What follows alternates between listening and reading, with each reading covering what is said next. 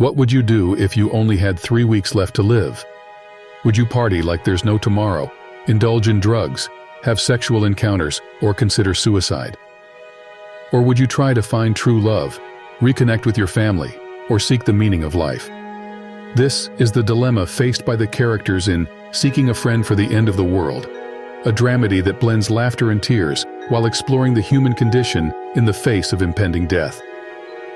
On the way home, Dodge and Linda hear on the radio that the last-ditch attempt to save humanity has failed. Matilda, a $90,000 asteroid, is set to collide with Earth in 3 weeks. Dodge feels a chill in his chest and mutters that they've missed their chance. Linda looks at him incredulously and angrily leaves the car, leaving him alone with 21 days remaining. Dodge clings to his routine while others seek quick escapes from the inevitable.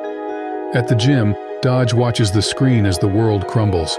No more calls, no more electricity, no more water, and soon, no more life.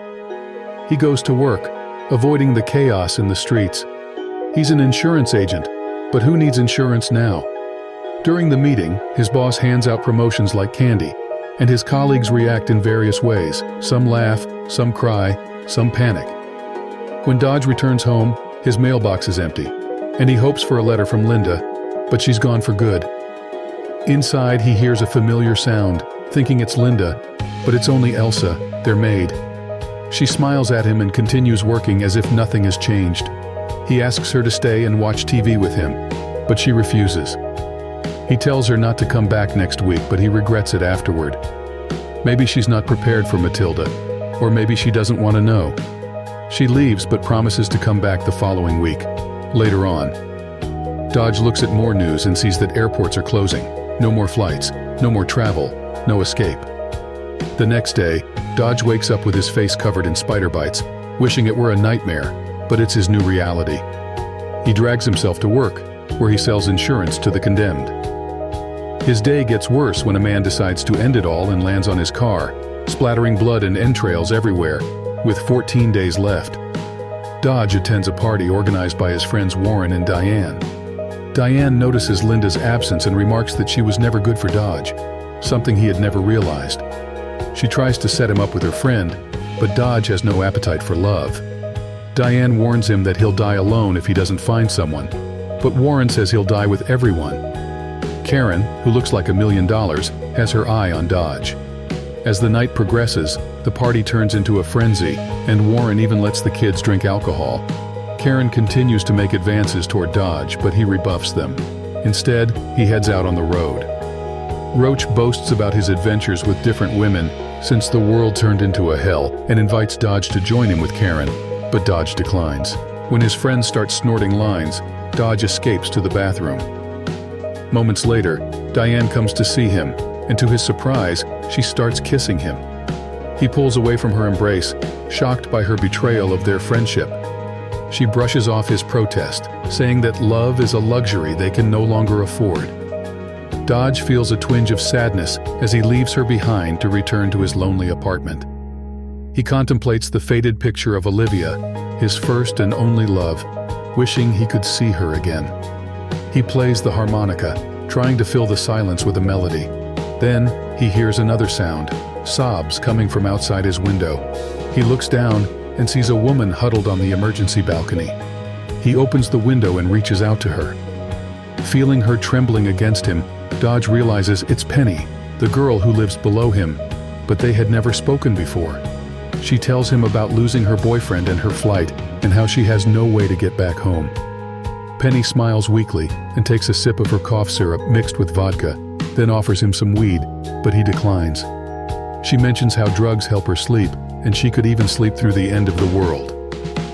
That night, Penny sleeps like a log on Dodge's couch, oblivious to the noise from the TV and the vacuum cleaner. Dodge tries to wake her by pinching her nose, but she doesn't move. She only opens her eyes when the night is over, and Dodge escorts her to her door. She gives him a stack of letters she had kept for years and asks about Linda, thinking she's his roommate. She tells him how Linda was cheating on him with a stranger in their apartment. Dodge feels a surge of anger and throws Linda's belongings. He goes to a park and drinks a bottle of window cleaner, hoping to end his misery, but he survives. He wakes up to find a stray dog tied to his leg with a note saying, "Sorry." He turns on the TV and sees a report on a violent riot. Then he opens the mail Penny gave him and finds a love letter from Olivia dated a few months ago, sparking a glimmer of hope. However, a brick smashes through his window due to the riot outside. He hears noises in the hallway, so he grabs the dog and rushes to the fire escape. He reaches Penny's apartment and sees her ex-boyfriend, Owen, glaring at him jealously. Dodge tries to wake Penny and warn her about the riots, but Owen keeps bothering them. Penny wants to take some of her vinyl records with her, so Dodge tells her he knows someone with a plane who could take her to her family. If she helps him escape, Penny takes the wheel and drives away without Owen. However, she struggles to get out of a tight spot, so Owen comes out to assist her. Dodge, eager to leave, promises to take Penny and her family if she helps him get out of his predicament. The next day, their vehicle runs out of gas, so they have to continue on foot. Tensions rise due to their current situation, and Dodge blames Penny for missing the last chance to reconnect with his lost love, Olivia, whose letter arrived too late. Penny feels a twinge of guilt in her chest, but also a spark of compassion for him. She makes a vow to help him find Olivia and signals a passing truck driven by Glenn. Glenn is a man with suicidal tendencies, planning to end his life after hearing the world's expiration date. However, he's also afraid of hell and wonders if suicide would condemn his soul. He confides in Penny, who asks him to share his story, while Dodge looks suspiciously at the shovels in the back of the truck. Glenn stops to relieve himself and invites Dodge to join him. However, Dodge declines the invitation. Penny takes the dog they adopted on a sorry walk, and when she returns, she finds Glenn and Dodge laughing. They've cleared up a misunderstanding that almost turned violent. Suddenly, a bullet pierces Glenn's neck, and he collapses to the ground. The real killer has found them and quickly flees. Dodge and Penny bury Glenn with the shovels he had brought, but they have to dig him up again because they buried the keys with him. They continue driving until they reach a place called Friends, where they encounter two overly friendly waitresses, Darcy and Ketty. They shower Dodge with kisses and confetti, claiming it's Penny's birthday. They have a wild time at the restaurant, and then escape to the truck, where they share a passionate kiss. Dodge feels guilty afterward because he's much older than Penny, but she shrugs it off, saying it was inevitable. They speed down the road, unaware of the impending danger. A police car flashes its lights and siren, and they pull over, hoping for a simple warning. However, the officer, Wally, is in a bad mood and finds several faults with Glenn's truck. A broken taillight, an expired license plate, and a suspicious shovel. He arrests them and puts them in separate cells. Penny feels overwhelmed, thinking she has dragged Dodge into a nightmare.